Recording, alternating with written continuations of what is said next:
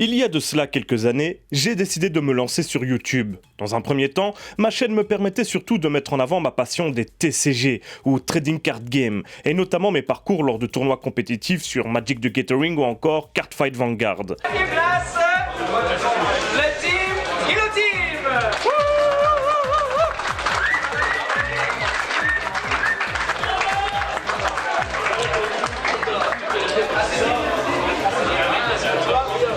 J'ai ensuite ajouté un petit peu de gaming et d'e-sport avec principalement du Hearthstone et de la stratégie Pokémon. J'étais très content de mes quelques 1000 abonnés et je ne pensais pas un jour pouvoir faire mieux. Puis, j'ai envie d'utiliser ce média pour partager mon amour pour le cinéma d'horreur et, petit à petit, j'ai commencé les critiques de films et rétrospectives.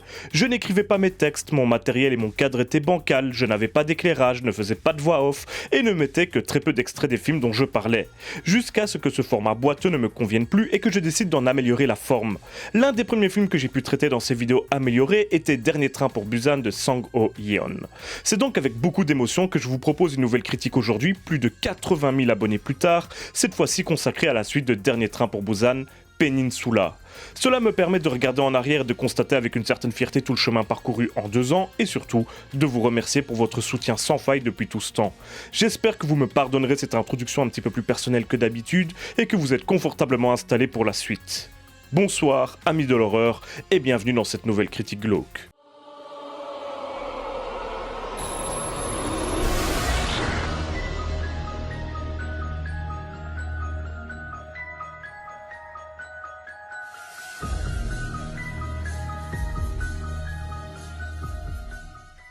Dernier train pour Busan sort en 2016 et fut un bon succès au box-office puisqu'il rapporta près de 100 millions de dollars pour un budget de moins de 10 millions. Son originalité était de transposer des zombies occidentaux en Asie et plus précisément en Corée du Sud. Les codes et clichés de ce sous-genre étaient donc replacés dans un contexte historique et géographique différent de d'habitude et Sang-ho Yeon a su les utiliser pour réaliser un film au suspense et à l'action qui ne laissait pas le temps au spectateur de reprendre son souffle. Et pour cause, il s'était armé d'un concept simplissime mais terriblement efficace qui permettait à l'attention de ne pas retomber un seul instant durant tout le métrage.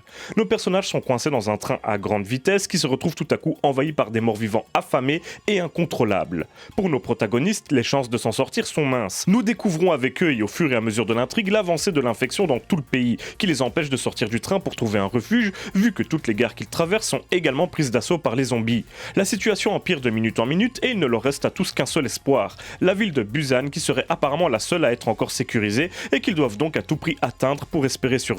Le film était donc très efficace dans sa gestion de l'action et du suspense, mais présentait également des enjeux dramatiques, parfois assez niais, il faut l'admettre, et quelques critiques de nos sociétés actuelles, comme par exemple de l'individualisme grandissant qui règne à notre époque, ou de la course à l'argent qui pousse un père à négliger sa famille ou des compagnies à en envoyer d'autres en faillite, après avoir joué avec leurs actions en bourse. Ces sujets sont parfois à peine effleurés, mais bel et bien présents dans le métrage, ce qui en fait donc une œuvre riche, aussi bien au niveau du divertissement maîtrisé qu'il propose que de son discours. Il fait également passer le spectateur par toute une palette d'émotions, de l'appréhension à l'angoisse, avec la menace des morts-vivants qui ne cesse de s'amplifier et ce train qui à la fois enferme nos personnages dans un cadre étouffant et les mène vers la seule destination qui pourrait les sauver, et du rire aux larmes, que ce soit avec ses quelques répliques drôles ou ses séquences dramatiques brillamment menées, et ce, malgré leur manque d'originalité flagrant. On parle bien sûr de séquences de sacrifices devenues presque traditionnelles dans les films de zombies, ou celles qui opposent des personnages à des morts-vivants qu'ils connaissaient avant leur transformation, ce qui nous donne des confrontations douloureuses.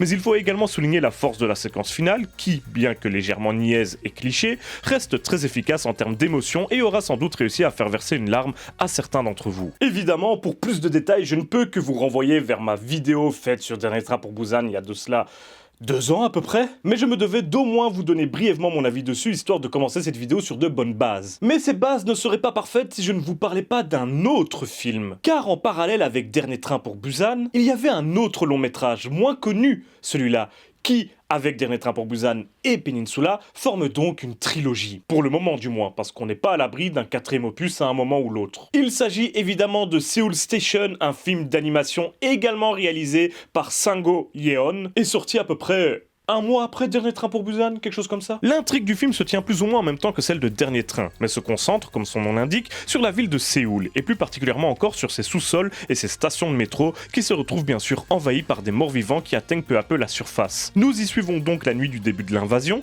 qui fera suite à la matinée par laquelle commence directement Dernier Train pour Busan. Les événements de Seoul Station se déroulent donc quelques heures avant seulement. Le film nous présente une flopée de personnages tous différents les uns des autres et dont nous suivons les mésaventures, bien souvent sanglantes, mais de façon encore plus classique que son prédécesseur.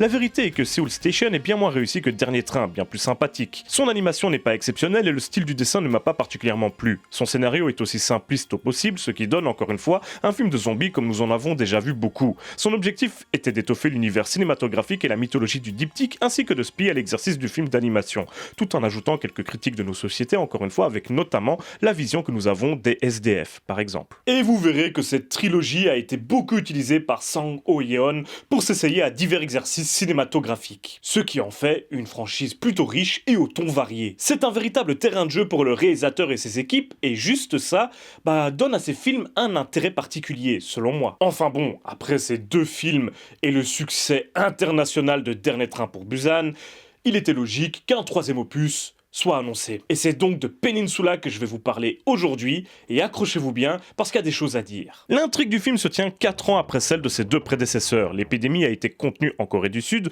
complètement abandonnée par le reste du monde. Nous suivons un ancien soldat coréen qui vit désormais illégalement à Hong Kong avec son beau-frère. Alors que leur vie est délicate dans leur nouveau pays, où ils sont traités comme de véritables pestiférés, ils acceptent une étrange mission de la part d'un businessman étranger et crapuleux, retourner en Corée du Sud pour récupérer un camion rempli d'argent qui leur permettra à eux et autres réfugiés de se faire pas mal d'argent et donc potentiellement de redémarrer une nouvelle vie. La mission est prétendument assez simple puisqu'elle est censée se dérouler de nuit et que, comme nous l'avons vu dans Dernier Train pour Busan, les zombies sont presque aveugles dans l'obscurité. Bon, vous vous en doutez, mais tout ne se passera pas comme prévu et ceux qui joueront les empêcheurs de tourner en rond ne sont autres que des survivants restés sur place et qui ont appris à vivre avec les morts vivants. Nous pourrons donc suivre les péripéties de nos personnages dans ce monde hostile, à la fois peuplé de zombies affamés et de pillards guerre sympathiques, et nos protagonistes auront le double objectif de réussir à survivre durant leur mission et de mener cette mission à bien pour s'offrir enfin une nouvelle vie à laquelle ils aspirent depuis maintenant beaucoup trop longtemps. Pour la suite de la vidéo, je vais essayer de ne rien spoiler d'important, mais il paraît évident que pour pouvoir faire l'analyse du film, je dois vous révéler certains petits détails. Donc voilà, je vous promets encore une fois de ne rien révéler d'important, mais si vous voulez absolument garder la surprise, arrêtez votre visionnage ici. Voilà, petit conseil d'amis. Première constatation, les zombies font quasiment office de figurants dans ce nouvel opus. Non, en fait, pour être précis, ils font partie du décor, de l'environnement dans lequel nos protagonistes évoluent et ne font plus l'enjeu du film à part entière, finalement. C'est assez logique puisque les histoires de zombies en tant que telles ont déjà été racontées en long, large et en travers dans les premiers opus et simplement, continuer sur cette lancée n'aurait pas forcément été intéressant. Du coup, dans ce troisième épisode, ce sont bel et bien des humains qui prennent le rôle des antagonistes, alors que les morts-vivants représentent uniquement un danger environnant, une sorte d'épée de Damoclès qui plane au-dessus de tous les personnages. Car évidemment, comme dans tout film de zombies plus ou moins post-apocalyptique, des groupes de survivants se sont formés et ont appris à vivre dans ce monde hostile. Et parmi ces groupes, l'un se révélera particulièrement important. Principalement composé d'anciens soldats, ils sont devenus des sortes de pillards qui n'hésiteront pas à s'attaquer à nos protagonistes principaux. Cruels, impitoyables, voire sadiques, seul leur importe leur survie à tout prix, et les événements tragiques qu'ils ont connus les ont vraiment transformés en psychopathes. En témoigne cette espèce de jeu durant lequel ils forcent des prisonniers à moitié nus et désarmés à traverser un parcours parsemé de morts-vivants affamés, tandis que des spectateurs en furie les huent ou les acclament selon les paris qu'ils ont placés au préalable. Nous pouvons donc constater une perte totale d'humanité. Au sein de ce groupe de pillards déshumanisés, le véritable ennemi est probablement le sergent Wang. C'est un meneur d'hommes, intelligent mais surtout très cruel, qui prend plaisir à tuer et n'hésite pas à tendre des pièges mortels à des inconnus pour leur dérober leurs denrées. Nous pouvons aussi parler du capitaine Seo, le chef de tout le groupe, mais qui ne supporte pas cette vie et serait prêt à tout pour quitter les lieux et retrouver une existence normale. Et bien entendu, par serait prêt à tout, j'entends, va mettre des bâtons dans les roues à nos personnages principaux. Du coup, les enjeux de ce film sont très différents de ceux de ses prédécesseurs, même si en soi, la finalité reste la même. Dans Dernier Train pour Busan, les personnages cherchent à atteindre la ville prétendument viable de Busan sans savoir si leurs informations sont fiables ou pas. Dans Peninsula, les personnages, eux, cherchent à mener à bien leur mission pour gagner assez d'argent pour pouvoir enfin s'offrir une nouvelle vie et échapper à leur quotidien de réfugiés sur lequel j'ai quelque chose à dire. La façon dont les réfugiés coréens sont traités dans leur pays d'accueil de fortune nous rappellera sans doute celle connue par les migrants dans nos contrées, méfiance et rejet entre autres. Pire encore, et là c'est une drôle de coïncidence, ça rappellera la façon dont Chinois et, dans une moindre mesure, Coréens sont traités dans certains pays depuis le début de la pandémie que nous ne connaissons que trop bien. Ils sont simplement traités en pestiférés, les locaux ne voulant pas d'eux dans les parages, et d'ailleurs, aucun pays ne souhaitait les accueillir, de peur de voir l'épidémie horrible débarquer dans leur contrée. Ce qui renvoie finalement quelque peu à la réalité. Par exemple, j'étais au Japon durant le début du confinement occidental, et l'une des premières consignes données au Japon était d'interdire le territoire aux Chinois et aux Coréens. Bon, forcément, dans Peninsula, dans Dernier Train pour Busan, on parle d'épidémies bien plus terribles que celles que nous subissons, mais celle que nous subissons est réelle.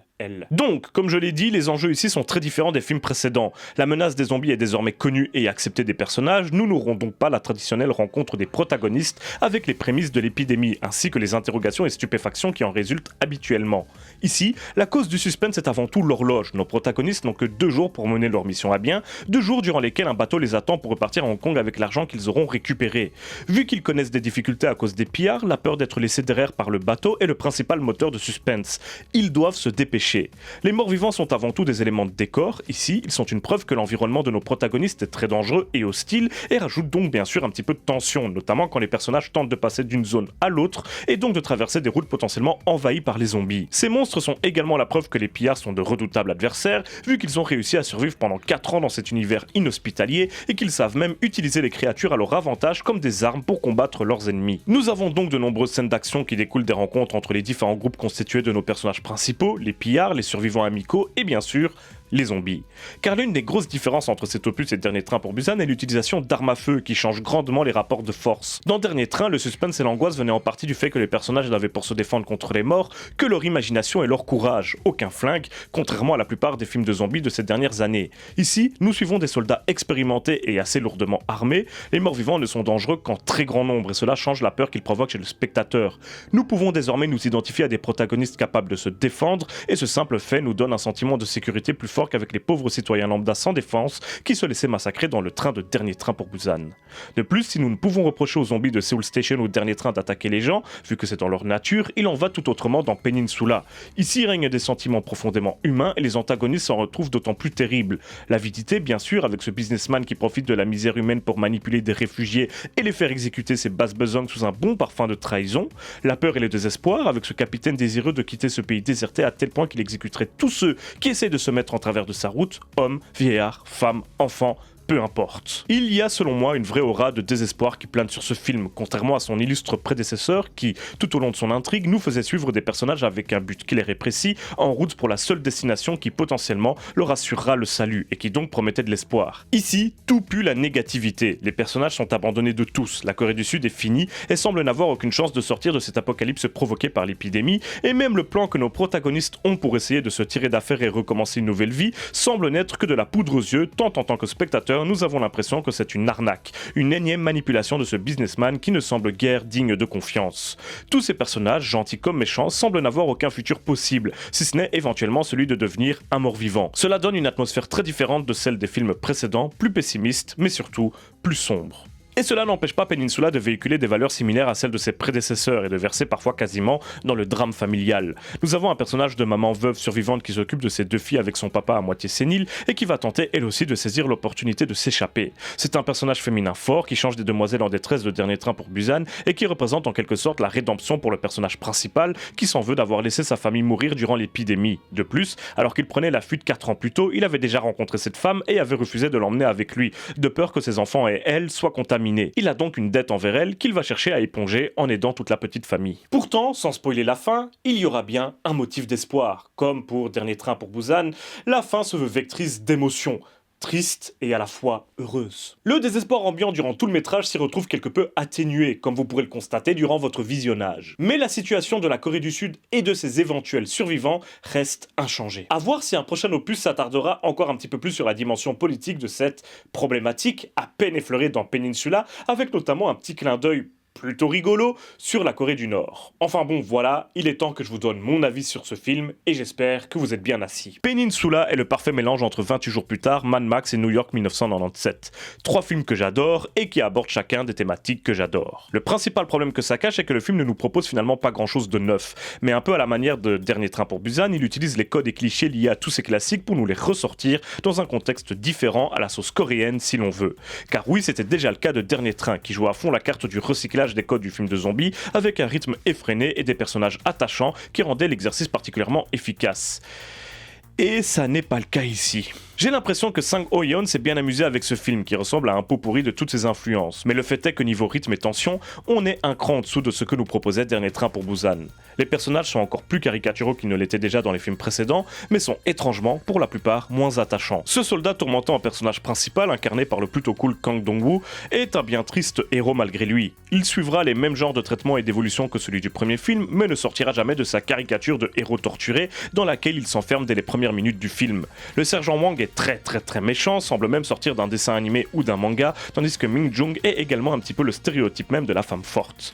Chaque personnage a donc un rôle clair et précis, duquel il ne sort jamais, ce qui offre bien peu de rebondissements ou de surprises. Couplé à ce scénario déjà connu et prévisible, autant dire que le spectateur sera rarement sorti de sa zone de confort et qu'il risque d'avoir une sensation de déjà-vu tout le long. Rassurez-vous, le rythme n'est pas non plus acheté dans le film. Il est simplement, selon moi, moins maîtrisé qu'avec Dernier Train pour Busan.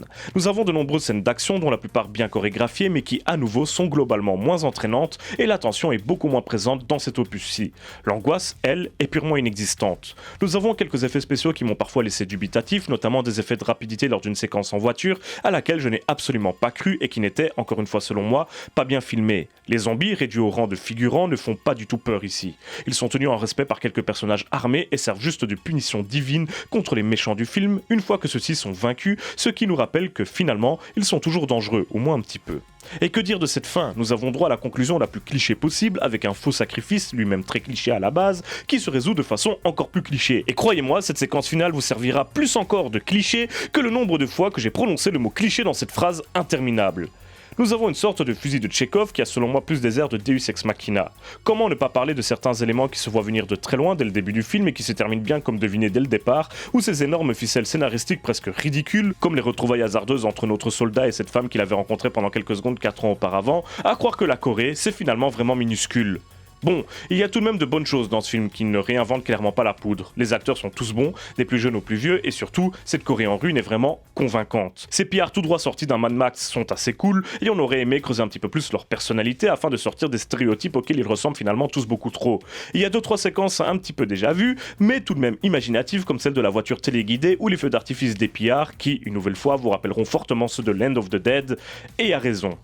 La photographie et les plans sont évidemment plutôt jolis, comme c'était le cas pour Dernier Train pour Busan. Il faut dire que nous n'avons pas affaire à n'importe qui. La lumière, souvent sombre pour accentuer encore l'atmosphère bien obscure et pessimiste du métrage, est remarquable. L'espoir semble venir du lever de soleil, un bien beau symbole pour clôturer le film, mais qui semble également nous indiquer qu'il faut quitter ce pays pour enfin pouvoir vraiment refaire sa vie. Vous l'aurez remarqué, je suis plutôt mitigé, on va dire, sur Peninsula. Et pourtant, comme bon nombre d'entre vous, je l'attendais avec impatience. Je vais essayer de vous clarifier tout ça avec une très légère conclusion, puisque j'ai déjà dit la plupart des choses que je voulais dire, finalement. Clairement, Peninsula est une petite déception pour moi. Le fanboy en moi a pourtant vraiment envie de l'aimer, vu que c'est un mélange de plein d'œuvres et de genres que j'aime énormément.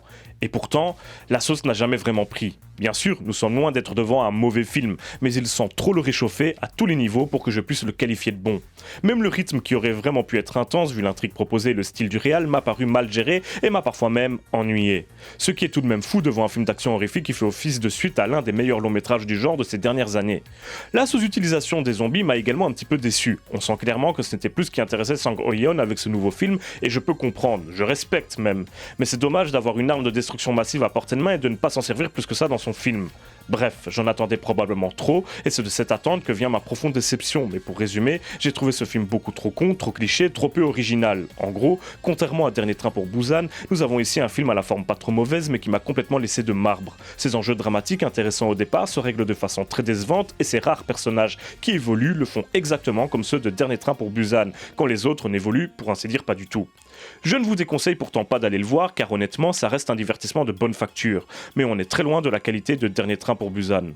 En gros, ce fut une déception pour moi. J'espère que cette critique n'en sera pas une pour vous. Et dans tous les cas, on se retrouve très bientôt pour une prochaine vidéo. Et d'ici là, surtout n'oubliez pas, si vous avez peur, c'est que vous êtes toujours en vie.